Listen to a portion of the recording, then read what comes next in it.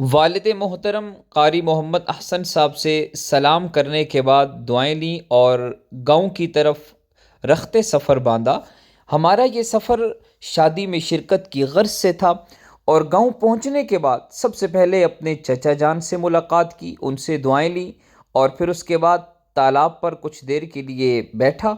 اور یہ ایک خوبصورت نظارہ ہے، ہمارے گاؤں کی بہترین آب و ہوا ہے، اس سے لطف اندوز ہوا۔ اور لطف اندوز ہونے کے بعد پھر دوبارہ اپنا سفر شروع کیا شادی ہال کی طرف، اور راستے میں اپنے دوستوں سے ملاقات کی، ان کے جانوروں کو دیکھا، خوبصورت بیل لوگوں نے رکھے ہوئے تھے بہت قیمتی۔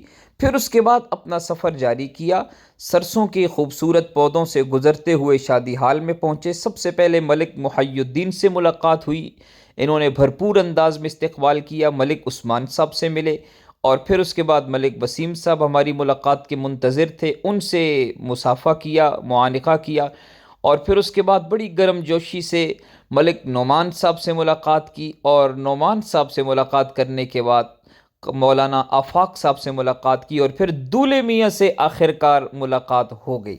دولے میاں ہماری ملاقات کے منتظر تھے، اور دولے میاں سے جو ہم نے باتیں کیں وہ آپ کو بتائی تو نہیں جا سکتی، جب آپ کی شادی ہوگی تو پھر ہم آپ کو بتائیں گے کہ ہم نے دولے میاں سے کیا میٹنگ کی تھی بیٹھے ہوئے۔ بہرحال کچھ خاص باتیں تھیں جو ہم نے دولے میاں سے کی۔ اور پھر اس کے بعد جب باہر نکلے تو نوجوانوں کی ایک کثیر تعداد ملاقات کی منتظر تھی، اور انہوں نے کہا کہ مولانا صاحب کوئی نصیحت کر دیں۔ تو میں نے سب سے پوچھا کہ بیٹا، اپنی زندگی میں شادی کرنی ہے تو ایک نہیں، ایک سے زائد شادیاں کرنی ہے۔